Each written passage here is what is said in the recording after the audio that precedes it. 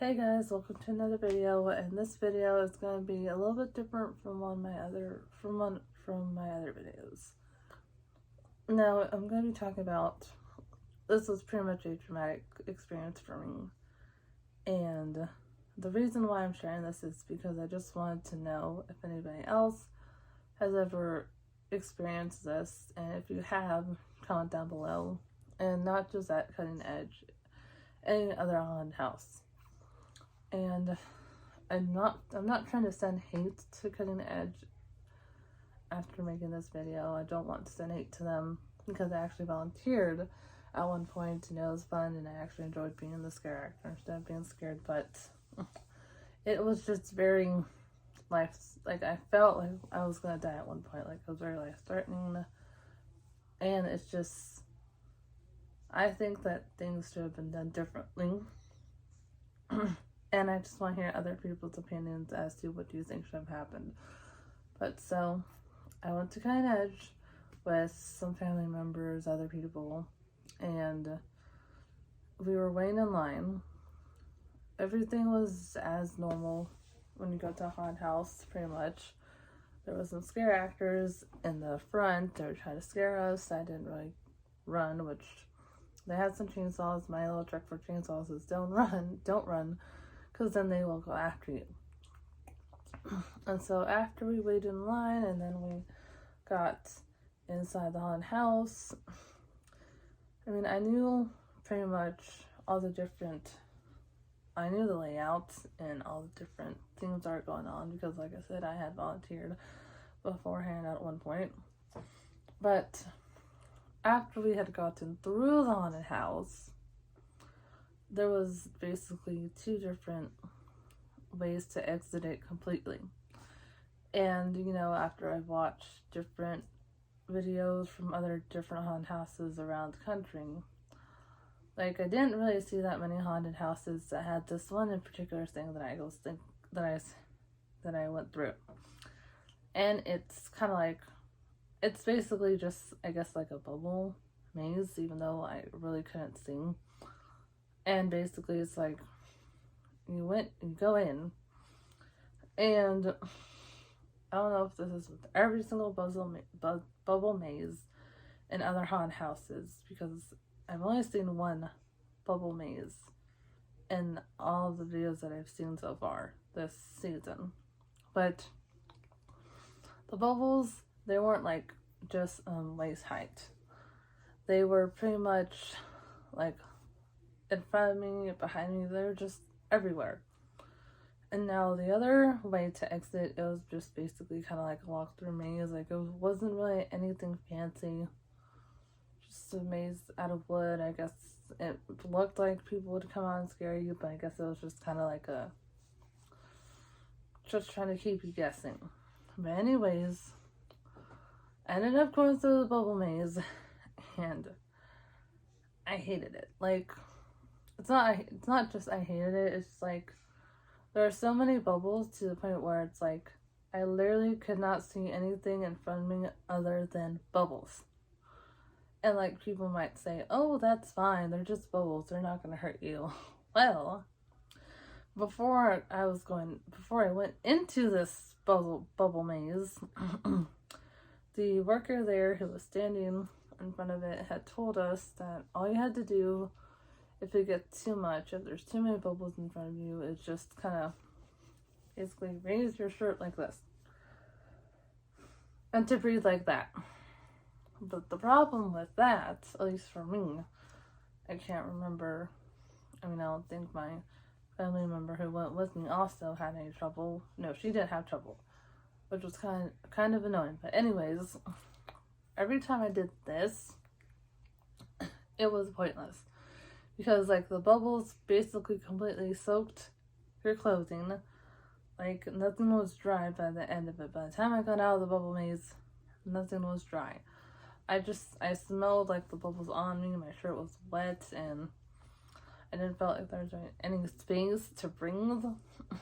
And, like, it was, like, weird because I was, like, I could still see, but I felt blind because it's, like, all I could see in front of me were bubbles.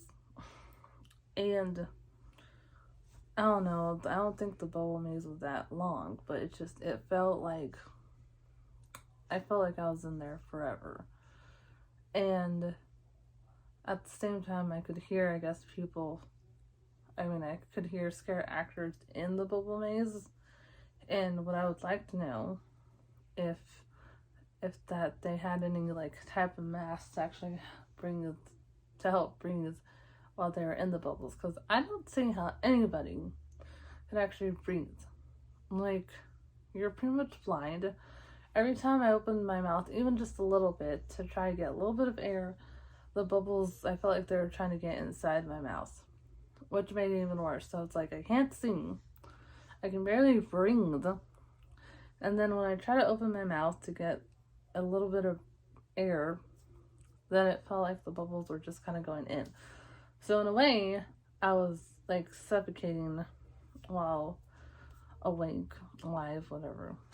And I went into a panic, like within, like after that going on repeatedly, after like 5, 10 minutes, 15 minutes, 20 minutes, because I was trying to walk straight the whole time. I couldn't feel any walls or anything. My thought process was, if I stop and if I kind of find the corner, then I'm just gonna end up staying there, and then I'm gonna faint in this bubble maze, and then I'm just gonna die. Like, I kept thinking of what could possibly happen. Like, I thought the worst case scenarios, and I actually thought it was gonna happen. And like, at one point I even started to cry because I literally thought that I was gonna die in a bubble maze, which I did not want to go out that way. And I was like younger, so it's like I still want to do all these things. I was still young. So basically I was panicking.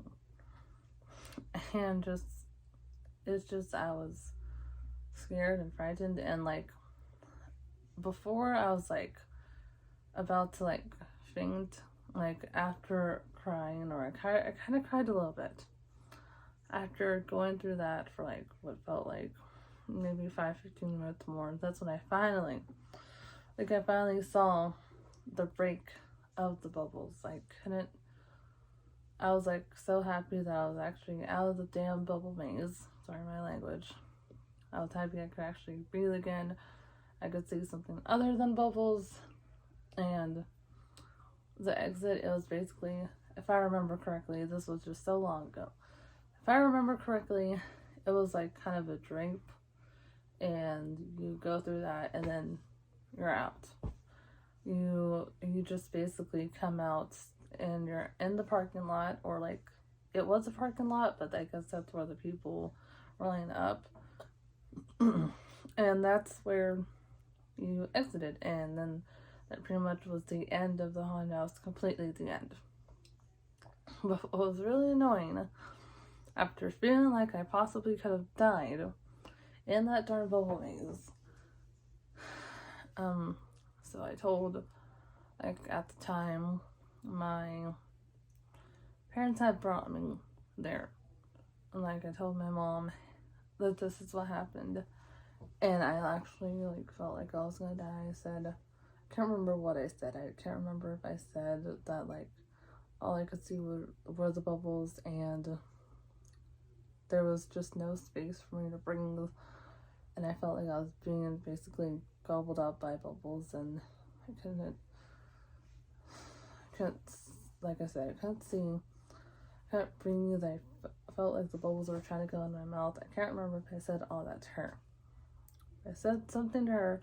I said something to my stepfather at that time, or it was my stepfather and mother that brought us. But anyways, I told them, and I don't think they quite believe me. I mean, maybe a little bit, but it's just annoying when, when somebody doesn't believe you completely. That is very annoying.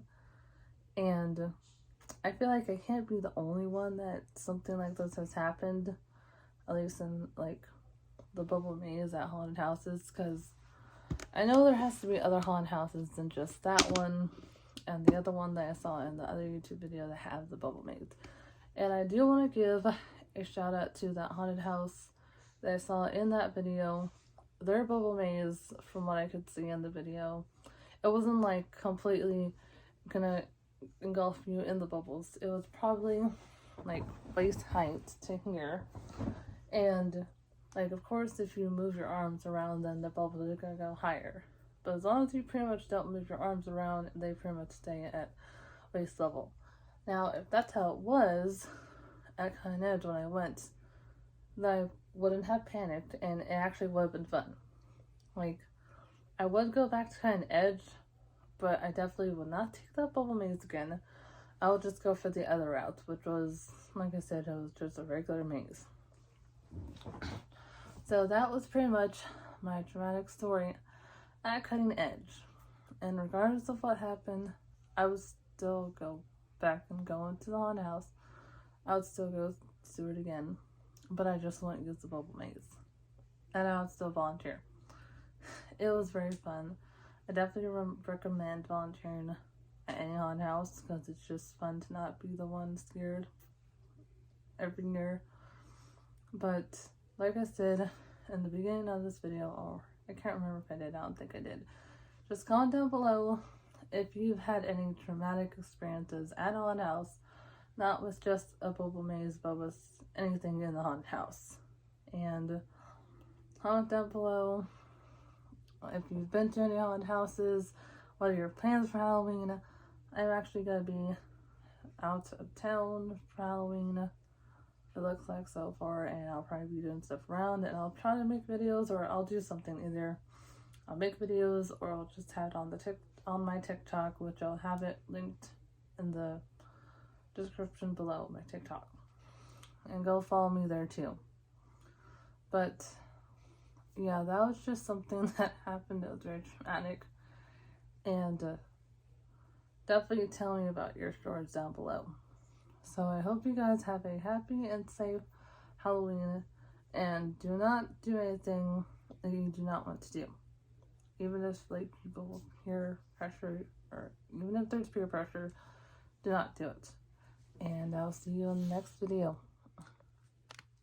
Okay, so I don't know why I keep forgetting to do this in every single video, but as you probably can guess, like, share, comment, subscribe to the channel.